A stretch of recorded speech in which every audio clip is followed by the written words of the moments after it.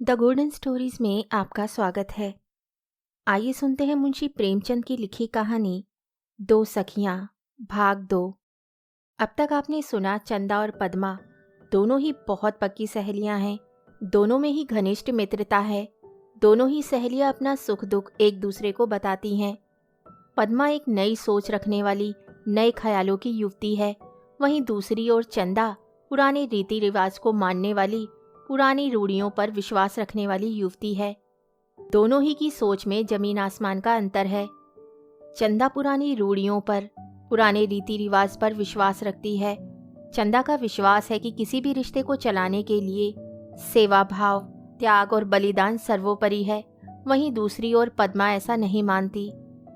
उसका मानना है कि हमें जिंदगी अपने हिसाब से जीनी चाहिए। वह अपनी जिंदगी के निर्णय स्वयं लेना चाहती है। वह एक आज़ाद महिला, एक स्वतंत्र महिला की तरह जीवन यापन करना चाहती है। वह बंदिश बेड़ियों और रूढ़ियों में पड़कर अपना जीवन नहीं बर्बाद करना चाहती। हम आगे कहानी में देखते हैं पद्मा और चंदा का विवाह हो जाता है। पद्मा का विवाह उसकी पसंद के युवक से होता है, जो बहुत ही सुंदर और सुशील है और बहुत ही धनी परिवार से संबंध रखता है। वहीं दूसरी ओर चंदा का विवाह भी उसके पिता द्वारा निश्चित कर दिया जाता है और अपने पिता की पसंद के लड़के से उसका विवाह हो जाता है। चंदा का विवाह तो हो जाता है, किंतु उसकी विदाई नहीं हो पाती। बारातियों को खाली हाथ लौटा दिया जाता है और चंदा अपने मायके में ही रह जाती है। वहीं पद्मा को ये ज्ञात होता है कि जिस पति को वह बहुत ही धनवान मानती थी, वे धनवान नहीं, वास्तव में उनकी घर की दशा बहुत खराब है। उसे ये जानकर बहुत दुख होता है कि उसके पति ने उसके साथ ऐसा धोखा क्यों किया। उसे पहले ही क्यों ना बता दिया कि उनकी घर की आर्थिक स्थिति अच्छी ना थी। उसके पति को ऐसा करते देख, ये सब छुपाते देख पद्मा को बहुत ही दुख होता है। ऐसे में दोनों सहेलियां अपने जीवन का ब्यौरा एक दूसरे को लिखती हैं और एक दूसरे को अपने हिसाब से सलाह देती हैं। तो आइए आगे की कहानी सुनते हैं। पत्र 7, दिल्ली, 15 दिसंबर 1925। प्यारी बहन, तुझसे बार बार क्षमा मांगती हूँ, पैरों पड़ती हूँ। मेरे पत्र ना लिखने का कारण आलस से ना था, सैर सपाटे की धुन ना थी। रोज सोचती थी कि आज लिखूंगी, पर कोई ना कोई ऐसा काम आ पड़ता था। कोई ऐसी बात हो जाती थी, कोई ऐसी बाधा आ जाती थी कि चित्त अशांत हो जाता था और मुंह लपेट कर पड़ रहती थी। तुम मुझे अब देखो तो शायद पहचान न सको। मसूरी से दिल्ली आए 1 महीना हो गया। यहाँ विनोद को 300 रुपये की एक जगह मिल गई है। यह सारा महीना बाजार की खाक छानने में कटा। विनोद ने मुझे पूरी स्वाधीनता दे रखी है। मैं जो चाहूँ करूँ, उनसे कोई मतलब नहीं। वह मेरे मेहमान हैं। गृहस्थी का सारा बोझ मुझ पर डालकर वह निश्चिंत हो गए हैं। ऐसा बेफिक्रा मैंने आदमी ही नहीं देखा। हाजिरी की परवाह है, न डिनर की। बुलाया तो आ गए, नहीं तो बैठे हैं। नौकरों से कुछ बोलने की तो मानो इन्होंने कसम ही खा ली है। उन्हें डांटूं तो मैं, रखूं तो मैं, निकालूं तो मैं, उनसे कोई मतलब ही नहीं। मैं चाहती हूँ वे मेरे प्रबंध की आलोचना करें, ऐब निकाले। मैं चाहती हूँ जब मैं बाजार से कोई चीज लाऊं तो वह बतावें मैं जट गई या जीत आई। मैं चाहती हूँ महीने के खर्च का बजट बनाते समय मेरे और उनके बीच में खूब बहस हो, पर इन अरमानों में से एक भी पूरा नहीं होता। मैं नहीं समझती इस तरह कोई स्त्री कहाँ तक गृह प्रबंध में सफल हो सकती है। विनोद के इस संपूर्ण आत्मसमर्पण ने मेरी निज की जरूरतों के लिए कोई गुंजाइश ही नहीं रखी। अपने शौक की चीजें खुद खरीद कर लाते बुरा मालूम होता है, कम से कम मुझसे नहीं हो सकता। मैं जानती हूँ मैं अपने लिए कोई चीज लाऊं तो वे नाराज ना होंगे। नहीं, मुझे विश्वास है खुश होंगे, लेकिन मेरा जी चाहता है मेरे शौक श्रृंगार की चीजें वह खुद ला कर दें। उनसे लेने में जो आनंद है वह खुद जाकर लाने में नहीं। पिताजी अब भी मुझे 100 रुपया महीना देते हैं और उन रुपयों को मैं अपनी ज़रूरत पर खर्च कर सकती हूँ। पर ना जाने क्यों मुझे भय होता है कि कहीं विनोद समझे मैं उनके रुपए खर्च किए डालती हूँ। जो आदमी किसी बात पर नाराज नहीं हो सकता, वे किसी बात पर खुश भी नहीं हो सकता। मेरी समझ में नहीं आता वे किस बात से खुश और किस बात से नाराज होते हैं। बस मेरी दशा उस आदमी की सी है जो बिना रास्ता जाने इधर उधर भटकता फिरे। तुम्हें याद होगा, हम दोनों कोई गणित का प्रश्न लगाने के बाद कितनी उत्सुकता से उसका जवाब देखती थी। जब हमारा जवाब किताब के जवाब से मिल जाता तो हमें कितना हार्दिक आनंद मिलता था। मेहनत सफल हुई, इसका विश्वास हो जाता था। जिन गणित की पुस्तकों में प्रश्नों के उत्तर ना लिखे होते थे, उसके प्रश्न हल करने की हमारी इच्छा ही ना होती थी। सोचते थे मेहनत अकारत जाएगी। मैं रोज प्रश्न हल करती हूँ, पर नहीं जानती कि जवाब ठीक निकला या गलत। सोचो मेरे चित्त की क्या दशा होगी। एक हफ्ता होता है, लखनऊ की मिसरिक से भेंट हो गई। वह लेडी डॉक्टर है और मेरे घर बहुत आती जाती है। किसी का सिर भी धमका और मिसरिक बुलाई गई। पापा मेडिकल कॉलेज में प्रोफेसर थे, तो उन्होंने इन मिसरिक को पढ़ाया था। उसका एहसान वह अब भी मानती है। यहाँ उन्हें देखकर भोजन का निमंत्रण ना देना अशिष्टा की हद होती। मिसरिक ने दावत मंजूर कर ली। उस दिन मुझे जितनी कठिनाई हुई वह बयान नहीं कर सकती। मैंने कभी अंग्रेजों के साथ टेबल पर खाना नहीं खाया। उनमें भोजन के क्या शिष्टाचार हैं, इसका मुझे बिल्कुल ज्ञान नहीं। मैंने समझा था विनोद मुझे सारी बातें बता देंगे। वे बरसों अंग्रेजों के साथ इंग्लैंड रह चुके हैं। मैंने उन्हें मिसरिक के आने की सूचना भी दे दी, पर उस भले आदमी ने मानो सुना ही नहीं। मैंने भी निश्चय किया, मैं तुमसे कुछ ना पूछूंगी। यही ना होगा कि मिसरिक हंसेगी बला से। अपने ऊपर बार बार झुंझलाती थी कि कहाँ मिसरिक को बुला बैठी। पड़ोस के बंगलों में कई हमी जैसे परिवार रहते हैं, उनसे सलाह ले सकती थी, पर यही संकोच होता था कि ये लोग मुझे गवारिन समझेंगे। अपनी इस विवशता पर थोड़ी देर तक आंसू भी बहाती रही। आखिर निराश होकर अपनी बुद्धि से काम लिया। दूसरे दिन मिसरिक आई। हम दोनों भी मेज पर बैठे। दावत शुरू हुई। मैं देखती थी कि विनोद बार बार छेपते थे और मिसरिक बार बार नाक सिकोड़ती थी, जिससे प्रकट हो रहा था कि शिष्टाचार की मर्यादा भंग हो रही है। मैं शर्म के मारे मरी जाती थी। किसी भांति विपत्ति सिर से टली, तब मैंने कान पकड़े कि अब किसी अंग्रेज की दावत ना करूंगी। उस दिन से देख रही हूँ विनोद मुझसे कुछ खिंचे हुए हैं। मैं भी नहीं बोल रही हूँ। वे शायद समझते हैं कि मैंने उनकी भद करा दी। मैं समझ रही हूँ कि उन्होंने मुझे लज्जित किया। सच कहती हूँ चंदा, गृहस्थी के इन झंझटों में मुझे अब किसी से हंसने बोलने का अवसर नहीं मिलता। इधर महीनों से कोई नई पुस्तक नहीं पढ़ सकी। विनोद की विनोदशीलता भी ना जाने कहाँ चली गई। अब वे सिनेमा या थिएटर का नाम भी नहीं लेते। हाँ, मैं चलूं तो वे तैयार हो जाएंगे। मैं चाहती हूँ प्रस्ताव उनकी ओर से हो, मैं उसका अनुमोदन करूं। शायद वे पहले की आदतें छोड़ रहे हैं। मैं तपस्या का संकल्प उनके मुख पर अंकित पाती हूँ। ऐसा जान पड़ता है अपने में गृह संचालन की शक्ति ना पाकर उन्होंने सारा भार मुझ पर डाल दिया है। मसूरी में वे घर के संचालक थे। 2-2.5 महीने में 1500 खर्च किए। कहाँ से लाए यह मैं अब तक नहीं जानती। पास तो शायद ही कुछ रहा हो। संभव है किसी मित्र से ले लिया हो। 300 रुपये महीने की आमदनी में थिएटर और सिनेमा का जिक्र ही क्या, 50 रुपये तो मकान ही के निकल जाते हैं। मैं इस जंजाल से तंग आ गई हूँ। जी चाहता है विनोद से कह दूँ कि मेरे चलाए ये ठेला न चलेगा। आप तो 2-2.5 घंटा यूनिवर्सिटी में काम करके दिन भर चैन करें, खूब टेनिस खेलें, खूब उपन्यास पढ़ें, खूब सोएं, और मैं सुबह से आधी रात तक घर के झंझटों में मरा करूं। कई बार छेड़ने का इरादा किया, दिल में ठानकर उनके पास गई थी, लेकिन उनका सामीप्य मेरे सारे संयम, सारी ग्लानि, सारी विरक्ति को हर लेता है। उनका विकसित मुखमंडल, उनके अनुरक्त नेत्र, उनके कोमल शब्द मुझ पर मोहिनी मंत्र सा डाल देते हैं।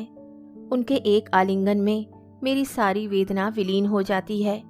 बहुत अच्छा होता अगर ये इतने रूपवान, इतने मधुरभाषी, इतने सौम्य न होते। तब कदाचित मैं इनसे झगड़ बैठती, अपनी कठिनाइयाँ कह सकती। इस दशा में तो इन्होंने मुझे जैसे भेड़ बना लिया है, मगर माया को तोड़ने का मौका तलाश कर रही हूँ। एक तरह से मैं अपना आत्मसम्मान खो बैठी हूँ। मैं क्यों हर एक बात में किसी की अप्रसन्नता से डरती रहती हूँ? मुझ में क्यों ये भाव नहीं आता कि जो कुछ मैं कर रही हूँ वह ठीक है? मैं इतनी मुखापेक्षा क्यों करती हूँ? इस मनोवृत्ति पर मुझे विजय पाना है, चाहे जो कुछ हो। अब इस वक्त विदा होती हूँ। अपने यहाँ के समाचार लिखना। जी लगा है। तुम्हारी पद्मा। पत्र 8, काशी, 25 दिसंबर 1925। प्यारी पद्मा, तुम्हारा पत्र पढ़कर मुझे कुछ दुख हुआ, कुछ हंसी आई, कुछ क्रोध आया।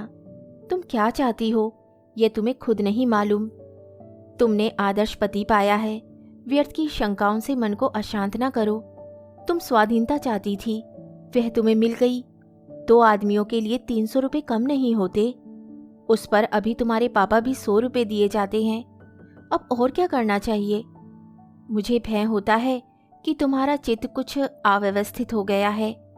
मेरे पास तुम्हारे लिए सहानुभूति का एक शब्द भी नहीं। मैं 15 तारीख को काशी आ गई। स्वामी स्वयं मुझे विदा कराने गए थे। घर से चलते समय बहुत रोई। पहले मैं समझती थी कि लड़कियां झूठ मूठ रोया करती हैं। फिर मेरे लिए तो माता पिता का वियोग कोई नई बात न थी। गर्मी, दशहरा और बड़े दिन की छुट्टियों के बाद 6 सालों से इस वियोग का अनुभव कर रही हूँ। कभी आंखों में आंसू न आते थे। सहेलियों से मिलने की खुशी होती थी, पर अब की तो ऐसा जान पड़ता था कि कोई हृदय को खींचे लेता है। अम्मा जी के गले लिपटकर तो मैं इतना रोई कि मुझे मूर्छा आ गई। पिताजी के पैरों पर लौटकर रोने की अभिलाषा मन में ही रह गई। हाय, वह रुदन का आनंद। उस समय पिता के चरणों पर गिरकर रोने के लिए मैं अपने प्राण दे देती। यही रोना आता था कि मैंने इनके लिए कुछ ना किया। मेरा पालन पोषण करने में इन्होंने क्या कुछ कष्ट ना उठाया। मैं जन्म की रोगिणी हूँ। रोज ही बीमार रहती थी। अम्मा जी रात रात भर मुझे गोद में लिए बैठी रहती। पिताजी के कंधों पर चढ़कर उचकने की आदत मुझे अभी तक आती है। उन्होंने कभी मुझे कड़ी निगाह से नहीं देखा। मेरे सिर में दर्द हुआ और उनके हाथों के तोते उड़े जाते थे। 10 वर्ष की उम्र तक तो यूं गए। 6 साल देहरादून में गुजरे। अब जब इस योग्य हुई कि उनकी कुछ सेवा करूं, तो यूं पर झाड़कर अलग हो गई। कुल 8 महीने तक उनके चरणों की सेवा कर सकी, और यही 8 महीने मेरे जीवन की निधि है। मेरी ईश्वर से यही प्रार्थना है कि मेरा जन्म फिर इसी गोद में हो और फिर इसी अतुल प्रीत स्नेह का आनंद भोगूं। संध्या समय गाड़ी स्टेशन से चली। मैं जनाना कमरे में थी और लोग दूसरे कमरे में थे। उस वक्त सहसा मुझे स्वामी जी को देखने की प्रबल इच्छा हुई। सांत्वना, सहानुभूति और आश्रय के लिए हृदय व्याकुल हो रहा था। ऐसा जान पड़ता था जैसे कोई कैदी काला पानी जा रहा हो। घंटे भर के बाद गाड़ी एक स्टेशन पर रुकी। मैं पीछे की ओर खिड़की से सिर निकालकर देखने लगी। उसी वक्त द्वार खुला और किसी ने कमरे में कदम रखा। उस कमरे में एक औरत भी ना थी। मैंने चौंक कर पीछे देखा तो एक पुरुष। मैंने तुरंत मुंह छिपा लिया और बोली, आप कौन है? ये जनाना कमरा है, मर्दाने कमरे में जाइए। पुरुष ने खड़े खड़े कहा, मैं तो इसी कमरे में बैठूंगा, मर्दाने कमरे में भीड़ बहुत है। मैंने रोज से कहा, नहीं, आप इसमें नहीं बैठ सकते। मैं तो बैठूंगा। आपको निकलना पड़ेगा, आप अभी चले जाइए, नहीं तो मैं अभी जंजीर खींच लूंगी। अरे साहब, मैं भी आदमी हूँ, कोई जानवर नहीं हूँ। इतनी जगह पड़ी हुई है, आपको इसमें हरज क्या है? गाड़ी ने सीटी दी। मैं और घबरा कर बोली, आप निकलते हैं या मैं जंजीर खींचूं? पुरुष ने मुस्कुराकर कहा, आप तो बड़ी गुस्सावर मालूम होती है। एक गरीब आदमी पर आपको जरा भी दया नहीं आती। गाड़ी चल पड़ी। मारे क्रोध और लज्जा के मुझे पसीना आ गया। मैंने फौरन द्वार खोल दिया और बोली, अच्छी बात है, आप बैठिए, मैं ही जाती हूँ। बहन, मैं सच कहती हूँ, मुझे उस वक्त लेश मात्र भी भय न था। जानती थी गिरते ही मर जाऊंगी, पर एक अजनबी के साथ बैठने से मर जाना अच्छा था। मैंने एक पैर लटकाया ही था कि उस पुरुष ने मेरी बाँह पकड़ ली और अंदर खींचता हुआ बोला, अब तक तो आपने मुझे काले पानी भेजने का सामान कर दिया था, यहाँ और कोई तो है ही नहीं, फिर आप इतना क्यों घबराती हैं? बैठिए, जरा हंसिए, बोलिए, अगले स्टेशन पर मैं उतर जाऊंगा। इतनी देर तक कृपा कटाक्ष से वंचित न कीजिए, आपको देखकर दिल काबू से बाहर हुआ जाता है। क्यों एक गरीब का खून सिर पर लीजिएगा? मैंने झटक कर अपना हाथ छुटा लिया। सारी देह कांपने लगी, आंखों में आंसू भर आए। उस वक्त अगर मेरे पास कोई छुरी या कटार होती तो मैंने जरूर उसे निकाल लिया होता और मरने मारने को तैयार हो गई होती, मगर इस दशा में क्रोध से होठ चबाने के सिवा और क्या करती। आखिर झल्लाना व्यर्थ समझकर मैंने सावधान होने की चेष्टा करके कहा, आप कौन है? उसने उसी ढिठाई से कहा, तुम्हारे प्रेम का इच्छुक। आप तो मजाक करते हैं, सच बतलाइए। सच बता रहा हूं, तुम्हारा आशिक हूं। अगर आप मेरे आशिक हैं तो कम से कम इतनी बात मानिए कि अगले स्टेशन पर उतर जाइए। मुझे बदनाम करके आप कुछ ना पाएंगे। मुझ पर इतनी दया कीजिए। मैंने हाथ जोड़कर ये बात कही। मेरा गला भी भर आया था। उस आदमी ने द्वार की ओर जाकर कहा, अगर आपका यही हुक्म है तो लीजिए, जाता हूं, याद रखिएगा। उसने द्वार खोल लिया और एक पांव आगे बढ़ाया। मुझे मालूम हुआ वह नीचे कूदने जा रहा है। बहन नहीं कह सकती कि उस वक्त मेरे दिल की क्या दशा हुई। मैंने बिजली की तरह लपक कर उसका हाथ पकड़ लिया और अपनी तरफ जोर से खींच लिया। उसने ग्लानि से भरे हुए स्वर में कहा, क्यों खींच लिया? मैं तो चला जा रहा था। अगला स्टेशन आने दीजिए। जब आप भगा ही रही हैं तो जितनी जल्दी भाग जाऊं उतना ही अच्छा। मैं ये कब कहती हूँ कि आप चलती गाड़ी से कूद पड़िए। अगर मुझ पर इतनी दया है तो एक बार जरा दर्शन ही दे दो। अगर आपकी स्त्री से कोई दूसरा पुरुष बातें करता तो आपको कैसा लगता? पुरुष ने त्योरियां चढ़ाकर कहा, मैं उसका खून पी जाता। मैंने निस्संकोच होकर कहा, तो फिर आपके साथ मेरे पति क्या व्यवहार करेंगे यह भी आप समझते होंगे। तुम अपनी रक्षा आप ही कर सकती हो प्रिय, तुम्हें पति की मदद की जरूरत ही नहीं। अब आओ आओ, मेरे गले से लग जाओ। मैं ही तुम्हारा भाग्यशाली स्वामी और सेवक हूं। मेरा हृदय उछल पड़ा। एक बार मुंह से निकला, अरे आप, और मैं दूर हटकर खड़ी हो गई। एक हाथ लंबा घूंघट खींच लिया। मुंह से एक शब्द ना निकला। स्वामी ने कहा, अब ये शर्म और पर्दा कैसा? मैंने कहा, आप बड़े छलिए हैं, इतनी देर तक मुझे रुलाने में क्या मजा आया? स्वामी, इतनी देर में मैंने तुम्हें जितना पहचान लिया उतना घर के अंदर शायद बरसों में भी ना पहचान सकता। ये अपराध क्षमा करो। क्या तुम सचमुच गाड़ी से कूद पड़ती? अवश्य। बड़ी खैरियत हुई, मगर ये दिल लगी बहुत दिनों तक याद रहेगी। मेरे स्वामी औसत कद के, सांवले, चेचकरू, दुबले आदमी हैं।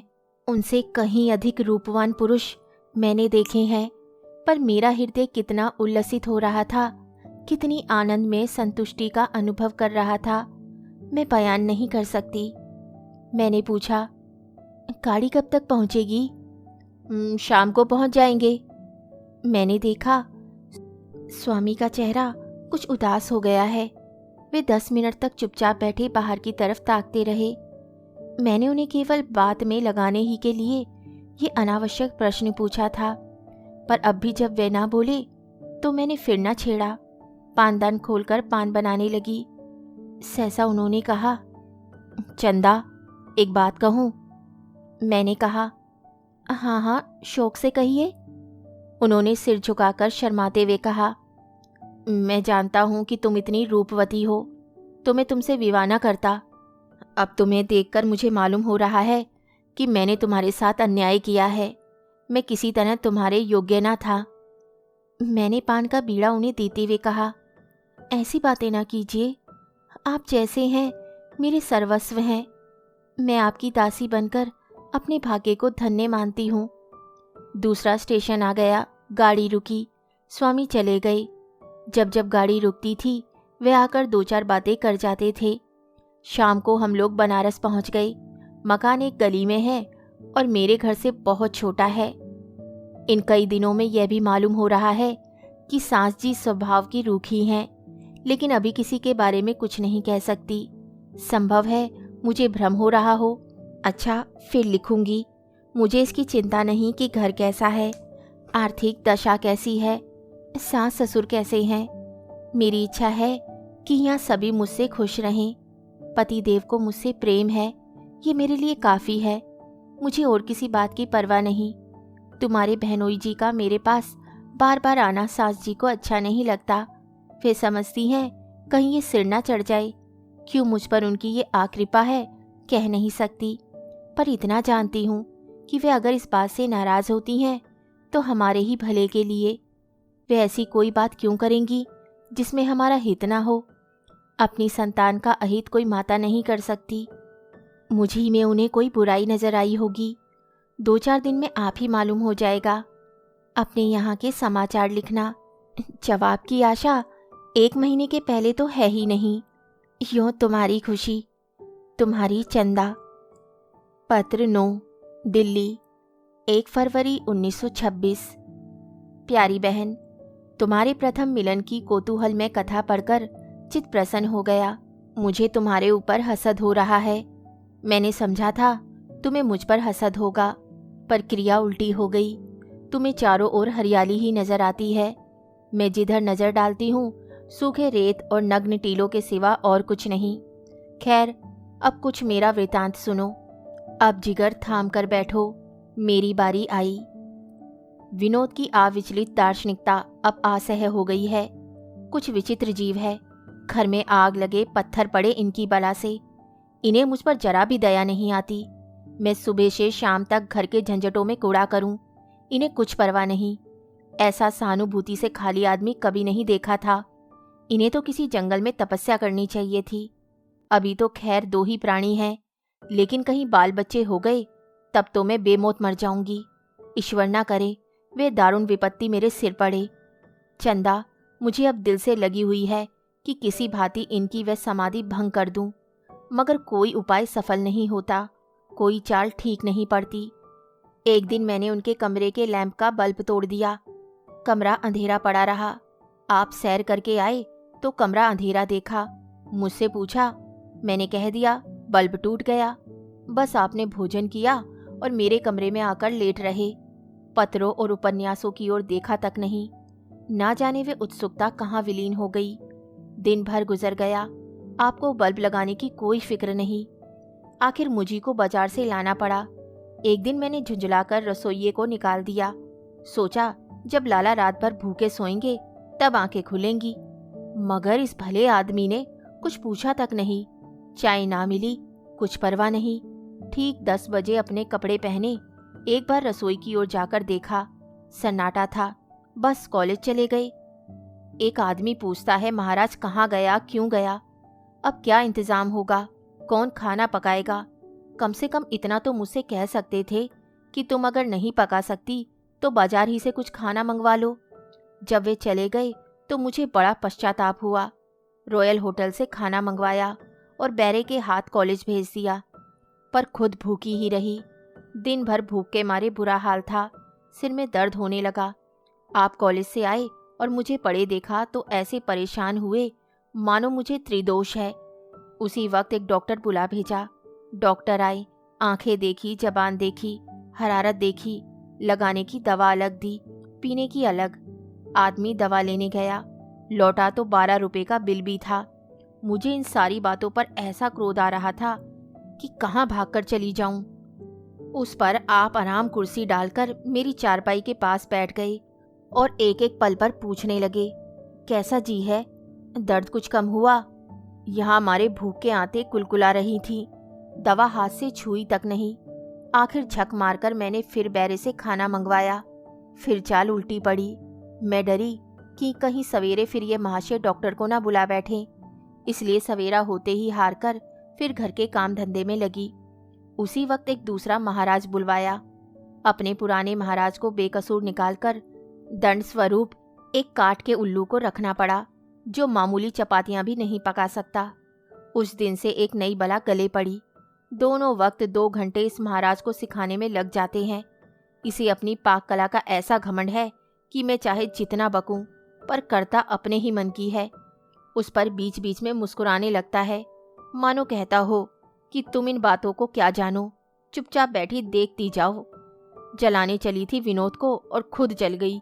रुपए खर्च हुए वह तो हुए ही, एक और जंजाल में फंस गई। मैं खुद जानती हूँ कि विनोद का डॉक्टर को बुलाना या मेरे पास बैठे रहना केवल दिखावा था।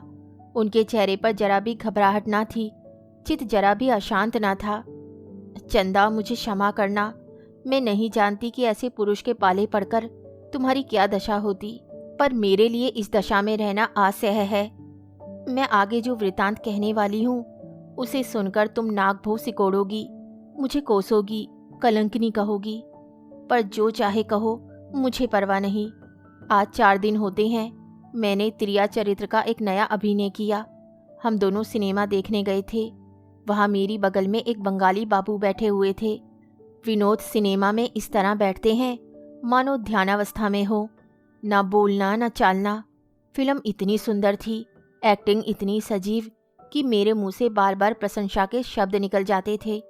बंगाली बाबू को भी बड़ा आनंद आ रहा था। हम दोनों उस फिल्म पर आलोचनाएं करने लगे।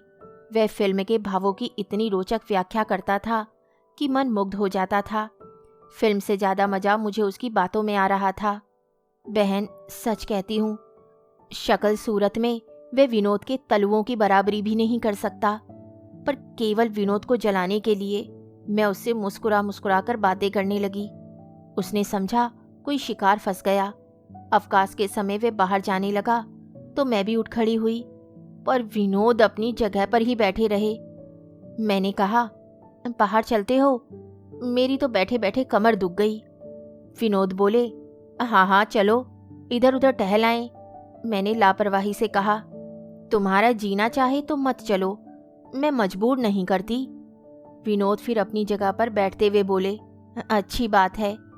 मैं बाहर आई तो बंगाली बाबू ने पूछा, क्या आप यहीं की रहने वाली हैं? मेरे पति यहाँ यूनिवर्सिटी में प्रोफेसर हैं। अच्छा, वे आपके पति थे? अजीब आदमी हैं। आपको तो मैंने शायद यहाँ पहले ही देखा है। हाँ हाँ, मेरा मकान तो बंगाल में है। कंचनपुर के महाराज साहब का प्राइवेट सेक्रेटरी हूँ। महाराजा साहब वायसराय से मिलने आए हैं, तो अभी 2-4 दिन रहिएगा। जी हाँ, आशा तो करता हूँ। रहूँ तो साल भर रह जाऊँ, जाऊँ तो दूसरी गाड़ी से चला जाऊँ। हमारे महाराजा साहब का कुछ ठीक नहीं, यूँ बड़े सज्जन और मिलनसार हैं। आपसे मिलकर बहुत खुश होंगे। ये बातें करते करते हम रेस्टोरेंट में पहुँच गए। बाबू ने चाय और टोस्ट लिया, मैंने सिर्फ चाय ली। तो इसी वक्त आपका महाराजा साहब से परिचय करा दूं? आपको आश्चर्य होगा कि मुकुटधारियों में भी इतनी नम्रता और विनय हो सकती है। उनकी बातें सुनकर आप मुग्ध हो जाएंगी। मैंने आईने में अपनी सूरत देखकर कहा, जी नहीं, फिर किसी दिन पर रखिए। आपसे तो अक्सर मुलाकात होती रहेगी। क्या आपकी स्त्री आपके साथ नहीं आई? युवक ने मुस्कुराकर कहा, मैं अभी कंवारा हूँ और शायद कंवारा ही रहूं। मैंने उत्सुक होकर पूछा, अच्छा, तो आप भी स्त्रियों से भागने वाले जीवों में हैं?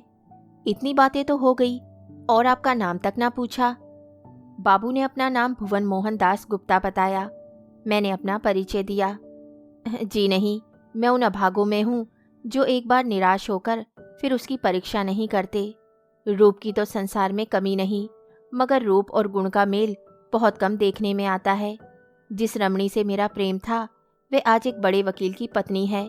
मैं गरीब था, इसकी सजा मुझे ऐसी मिली कि जीवन पर्यंत ना भूलेगी। साल भर तक जिसकी उपासना की, जब उसने मुझे धन पर बलिदान कर दिया तो अब और क्या आशा रखूं? मैंने हंसकर कहा, आपने तो बहुत जल्द हिम्मत हार दी। भुवन ने सामने द्वार की ओर ताकते हुए कहा, मैंने आज तक ऐसा वीर ही नहीं देखा जो रमणियों से परास्त ना हुआ हो। ये हृदय पर चोट करती हैं और हृदय एक ही गहरी चोट सह सकता है। जिस रमणी ने मेरे प्रेम को तुच्छ समझकर पैरों से कुचल दिया, उसको मैं दिखाना चाहता हूँ कि मेरी आंखों में धन कितनी तुच्छ वस्तु है। यही मेरे जीवन का एकमात्र उद्देश्य है। मेरा जीवन उसी दिन सफल होगा जब विमला के घर के सामने मेरा विशाल भवन होगा और उसका पति मुझसे मिलने में अपना सौभाग्य समझेगा। मैंने गंभीरता से कहा, यह तो कोई बहुत ऊंचा उद्देश्य नहीं है। आप यह क्यों नहीं समझते कि विमला ने केवल धन के लिए अपना परित्याग किया? संभव है इसके और भी कारण हो। माता पिता ने उस पर दबाव डाला हो, या अपने ही में उसे कोई ऐसी त्रुटि दिखलाई दी हो जिससे आपका जीवन दुख में हो जाता। आप यह क्यों समझते हैं कि जिस प्रेम से वंचित होकर आप इतने दुखी हुए, उसी प्रेम से वंचित होकर वे सुखी हुई होगी। संभव था कोई धनी स्त्री पाकर आप भी फिसल जाते। भुवन ने जोर देकर कहा, यह असंभव है, सर्वथा असंभव है। मैं उसके लिए त्रिलोक का राज्य भी त्याग देता। मैंने हंसकर कहा, हाँ, इस वक्त आप ऐसा कह सकते हैं, मगर ऐसी परीक्षा में पढ़कर आपकी क्या दशा होती, इसे आप निश्चयपूर्वक नहीं बता सकते। सिपाही की बहादुरी का प्रमाण उसकी तलवार है, उसकी जबान नहीं। इसे अपना सौभाग्य समझिए कि आपको उस परीक्षा में नहीं पढ़ना पड़ा। वह प्रेम प्रेम नहीं है जो प्रत्याघात की शरण ले। प्रेम का आदि भी साहृदयता और अंत भी साहृदयता। संभव है आपको अब भी कोई ऐसी बात मालूम हो जाए जो विमला की तरफ से आपको नर्म कर दे। भुवन गहरे विचार में डूब गया। 1 मिनट के बाद उन्होंने सिर उठाया और बोले, मिसेस विनोद, आपने आज एक ऐसी बात सुझा दी जो आज तक मेरे ध्यान में आई ही नहीं थी। ये भाव कभी मेरे मन में उदय ही नहीं हुआ। मैं इतना अनुदार क्यों हो गया, समझ में नहीं आता। मुझे आज मालूम हुआ कि प्रेम के ऊंचे आदर्श का पालन रमणियां ही कर सकती हैं। पुरुष कभी प्रेम के लिए आत्मसमर्पण नहीं कर सकता। वह प्रेम को स्वार्थ और वासना से पृथक नहीं कर सकता। अब मेरा जीवन सुखमय हो जाएगा। आपने मुझे आज शिक्षा दी है, उसके लिए आपको धन्यवाद देता हूँ। ये कहते कहते भुवन सहसा चौंक पड़े और बोले, ओह, मैं कितना बड़ा मूर्ख हूँ। सारा रहस्य समझ में आ गया। अब कोई बात छिपी नहीं है। ओह, मैंने विमला के साथ घोर अन्याय किया, महान अन्याय। मैं बिल्कुल अंधा हो गया था। विमला, विमला, मुझे क्षमा करो। भुवन इसी तरह देर तक विलाप करते रहे। बार बार मुझे धन्यवाद देते थे और मूर्खता पर पछताते थे। हमें इसकी सुध ही न रही कि कब घंटी बजी, कब खेल शुरू हुआ। यकायक विनोद कमरे में आए। मैं चौंक पड़ी। मैंने उनके मुख की ओर देखा। किसी भाव का पता न था। बोले, तुम अभी यहीं हो पद्मा? खेल शुरू हुए तो देर हुई। मैं चारों तरफ तुम्हें खोज रहा था। मैं हकबकाकर उठ खड़ी हुई और बोली, खेल शुरू हो गया? घंटी की आवाज़ तो सुनाई ही नहीं दी। भुवन भी उठे। हम फिर आकर तमाशा देखने लगे। विनोद ने मुझे अगर इस वक्त 2-4 लगने वाली बात कह दी होती, उनकी आंखों में क्रोध की झलक दिखाई देती, तो मेरा अशांत हृदय संभल जाता, मेरे मन को ढाढ़स होती। पर उनके अविचलित विश्वास ने मुझे और भी अशांत कर दिया। बहन, मैं चाहती हूँ वे मुझ पर शासन करें। मैं उनकी कठोरता, उनकी उद्दंडता, उनकी बलिष्ठता का रूप देखना चाहती हूँ। उनके प्रेम, प्रमोद, विश्वास का रूप देख चुकी। इससे मेरी आत्मा को तृप्ति नहीं होती। तुम उस पिता को क्या कहोगी जो अपने पुत्र को अच्छा खिलाए, अच्छा पहनाए, पर उसकी शिक्षा दीक्षा की कुछ चिंता ना करे। वे जिस राह जाए उस राह जाने दे, जो कुछ करे वे करने दे, कभी उसे कड़ी आंख से देखे भी नहीं। ऐसा लड़का अवश्य ही आवारा हो जाएगा। मेरा भी वही हाल हुआ जाता है। यह उदासीनता मेरे लिए असह्य है। इस भले आदमी ने यहाँ तक न पूछा कि भुवन कौन है। भुवन ने यही तो समझा होगा कि इसका पति इसकी बिल्कुल परवाह नहीं करता। विनोद खुद स्वाधीन रहना चाहते हैं, मुझे भी स्वाधीन छोड़ देना चाहते हैं। वे मेरे किसी काम में हस्तक्षेप नहीं करना चाहते। इसी तरह चाहते हैं कि मैं भी उनके किसी काम में हस्तक्षेप ना करूं। मैं इस स्वाधीनता को दोनों ही के लिए विषतुल्य समझती हूँ। संसार में स्वाधीनता का चाहे जो भी मूल्य हो, घर में तो पराधीनता ही फलती फूलती है। मैं जिस तरह अपने एक जेवर को अपना समझती हूँ, उसी तरह विनोद को अपना समझना चाहती हूँ। अगर मुझसे पूछे बिना विनोद उसे किसी को दे दे तो मैं लड़ पड़ूंगी।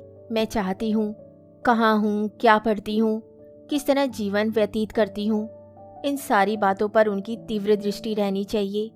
जब वे मेरी परवाह नहीं करते तो मैं उनकी परवाह क्यों करूं? इस खींचातानी में हम एक दूसरे से अलग होते चले जा रहे हैं। और क्या कहूं, मुझे कुछ नहीं मालूम कि वे किन मित्रों को रोज पत्र लिखा करते हैं। उन्होंने भी मुझसे कभी कुछ नहीं पूछा। खैर, मैं क्या लिख रही थी, क्या कहने लगी, विनोद ने मुझसे कुछ नहीं पूछा। मैं फिर भुवन से फिल्म के संबंध में बातें करने लगी। जब खेल खत्म हो गया और हम लोग बाहर आए और तांगा ठीक करने लगे तो भुवन ने कहा, मैं अपनी कार में आपको पहुंचा दूंगा। हमने कोई आपत्ति नहीं की। हमारे मकान का पता पूछकर भुवन ने कार चला दी। रास्ते में मैंने भुवन से कहा, कल मेरे यहाँ दोपहर को खाना खाइएगा। भुवन ने स्वीकार कर लिया। भुवन तो हमें पहुंचाकर चले गए, पर मेरा मन बड़ी देर तक उन्हीं की तरफ लगा रहा। इन 2-3 घंटों में भुवन को जितना समझी उतना विनोद को आज तक नहीं समझी। मैंने भी अपने हृदय की जितनी बातें उससे कह दी उतनी विनोद से आज तक नहीं कही। भुवन उन मनुष्यों में है जो किसी परपुरुष को मेरी तरफ कुदृष्टि डालते देखकर उसे मार डालेगा। उसी तरह मुझे किसी पुरुष से हंसते देखकर मेरा खून पी लेगा और जरूरत पड़ेगी तो मेरे लिए आग में कूद पड़ेगा। ऐसा ही पुरुष चरित्र मेरे हृदय पर विजय पा सकता है। मेरे ही हृदय पर नहीं, नारी जाति ऐसे ही पुरुष पर जान देती है। वह निर्बल है, इसलिए बलवान का आश्रय ढूंढती है। बहन, तुम ऊब गई होगी। खत बहुत लंबा हो गया, मगर इस कांड को समाप्त किए बिना नहीं रहा जाता। मैंने सवेरे ही से भुवन की दावत की तैयारी शुरू कर दी। रसोईया तो काठ का उल्लू है। मैंने सारा काम अपने हाथ से किया। भोजन बनाने में ऐसा आनंद मुझे और कभी न मिला था। भुवन बाबू की कार ठीक समय पर आ पहुंची। भुवन उतरे और सीधे मेरे कमरे में आए। 2-4 बातें हुई। डिनर टेबल पर जा बैठे। विनोद भी भोजन करने आए। मैंने उन दोनों आदमियों का परिचय करा दिया। मुझे ऐसा मालूम हुआ कि विनोद ने भुवन की ओर से कुछ उदासीनता दिखाई। इन्हें राजाओं रईसों से चिढ़ है, साम्यवादी हैं। जब राजाओं से चिढ़ है तो उनके पिट्ठुओं से क्यों ना होगी। वे समझते हैं इन रईसों के दरबार में खुशामदी, निकम्मे, सिद्धांतहीन, चरित्रहीन लोगों का जमघट रहता है, जिनका इसके सिवाय और कोई काम नहीं कि अपने रईस की हर एक उचित अनुचित इच्छा पूरी करे और प्रजा का गला काट कर अपना घर भरे। भोजन के समय बातचीत की धारा घूमते घूमते विवाह और प्रेम जैसे महत्व के विषय पर आ पहुंची। विनोद ने कहा, नहीं, मैं वर्तमान वैवाहिक प्रथा को पसंद नहीं करता।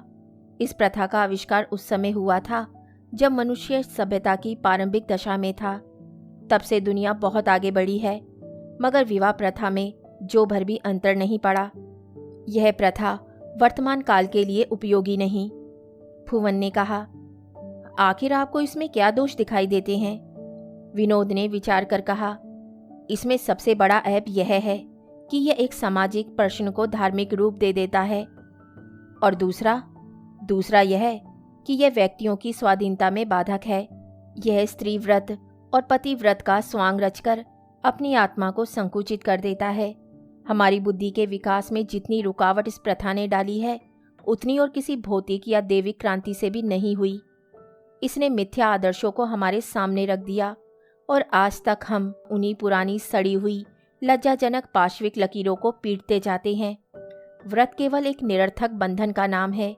इतना महत्वपूर्ण नाम देकर हमने उस कैद को धार्मिक रूप दे दिया है। पुरुष क्यों चाहता है कि स्त्री उसको अपना ईश्वर, अपना सर्वस्व समझे, केवल इसलिए कि वह उसका भरण पोषण करता है? क्या स्त्री का कर्तव्य केवल पुरुष की संपत्ति के लिए केवल वारिस पैदा करना है? उस संपत्ति के लिए जिस पर हिंदू नीति शास्त्र के अनुसार पति के देहांत के बाद उसका कोई अधिकार नहीं रहता। समाज की ये सारी व्यवस्था, सारा संगठन संपत्ति रक्षा के आधार पर हुआ है। इसने संपत्ति को प्रधान और व्यक्ति को गौण कर दिया है। हमारे ही वीर्य से उत्पन्न संतान हमारी कमाई हुई जायदाद का भोग करे, इस मनोभाव में कितनी स्वार्थांधता, कितना दासत्व छिपा हुआ है, इसका कोई अनुमान नहीं कर सकता। इस कैद में जकड़ी हुई समाज की संतान यदि आज घर में, देश में, संसार में अपने क्रूर स्वार्थ के लिए रक्त की नदियां बहा रही हैं, तो क्या आश्चर्य है। मैं इस वैवाहिक प्रथा को सारी बुराइयों का मूल समझता हूँ। भुवन चकित हो गया, मैं खुद चकित हो गई। विनोद ने इस विषय पर मुझसे कभी इतनी स्पष्टता से बातचीत ना की थी। मैं यह तो जानती थी कि वह साम्यवादी है।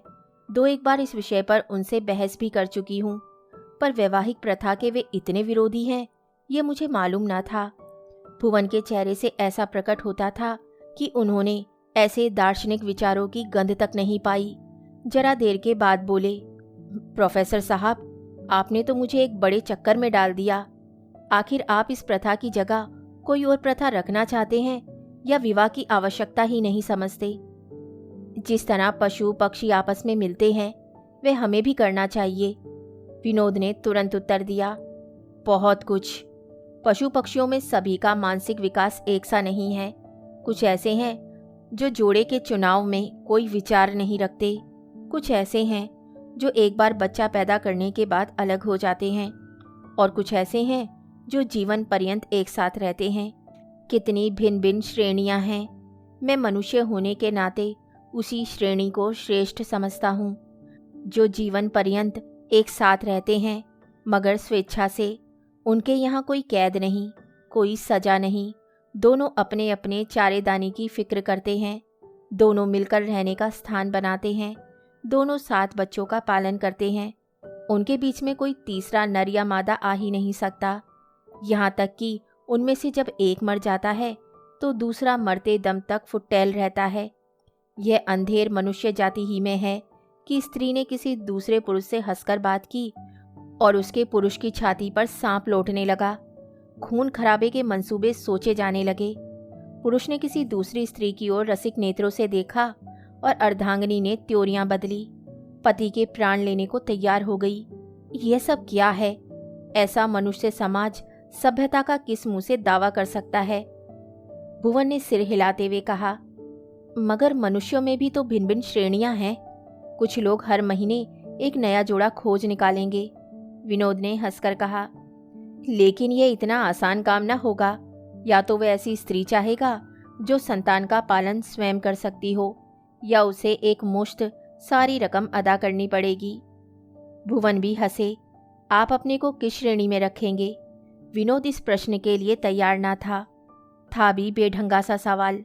झेपते हुए बोले, परिस्थितियां जिस श्रेणी में ले जाएं, मैं स्त्री और पुरुष दोनों के लिए पूर्ण स्वाधीनता का हामी हूँ। कोई कारण नहीं है कि मेरा मन किसी नव यौवना की ओर आकर्षित हो और वह भी मुझे चाहे, तो भी मैं समाज और नीति के भय से उसकी ओर ताक ना सकूं। मैं इसे पाप नहीं समझता। भुवन अभी कुछ उत्तर ना देने पाए थे कि विनोद उठ खड़े हुए। कॉलेज के लिए देर हो रही थी। तुरंत कपड़े पहने और चल दिए। हम दोनों दीवान खाने में आकर बैठे और बातें करने लगे। भुवन ने सिगार जलाते हुए कहा, कुछ सुना? कहाँ जाकर तान टूटी? मैंने मारे शर्म के सिर झुका लिया। क्या जवाब देती? विनोद की अंतिम बात ने मेरे हृदय पर कठोर आघात किया था।